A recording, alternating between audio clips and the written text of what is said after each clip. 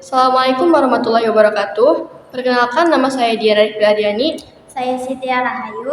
Kami dari kelas 11 MPLB 2 akan membuat video wawancara tentang IO. Oke, Diandra, di sini saya akan mengajukan 4 pertanyaan yang berkaitan dengan IO. Apa sih IO itu menurut Diandra? Kalau menurut saya, IO itu secara simpelnya pengelola suatu acara. Tapi kalau misalkan kita jabarkan lebih panjang lagi, IO itu kan satu singkatan dari kata bahasa Inggris, yaitu event dan organizer. Nah, event itu artinya suatu acara atau kegiatan. Nah, maksud dari event di sini itu ialah acara yang dilaksanakan dengan direncanakan dan dievaluasi. Sedangkan organizer ini ialah orang-orang yang mengorganisasikan.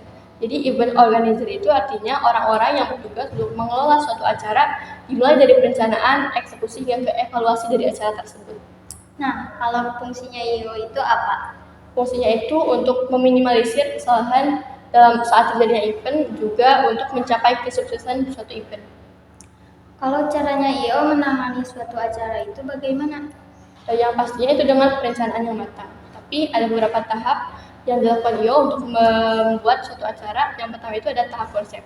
Tahap konsep ini tahap dimana kita berbicara dengan klien kita dengan tentang tema yang mereka inginkan, juga komplimen-komplimen yang lain yang mereka inginkan. Yang kedua itu ada tahap perencanaan. Tahap perencanaan ini tahap kita menggarap ide supaya dapat membuat acara sesuai dengan tema yang diinginkan oleh klien kita.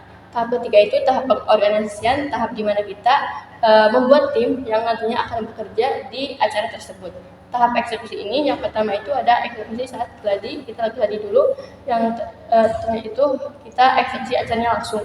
Yang terakhirnya itu ada evaluasi.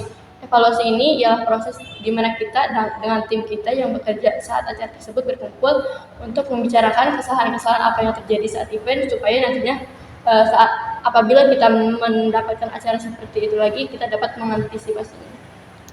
Ada apa aja sih keuntungan menggunakan IO itu?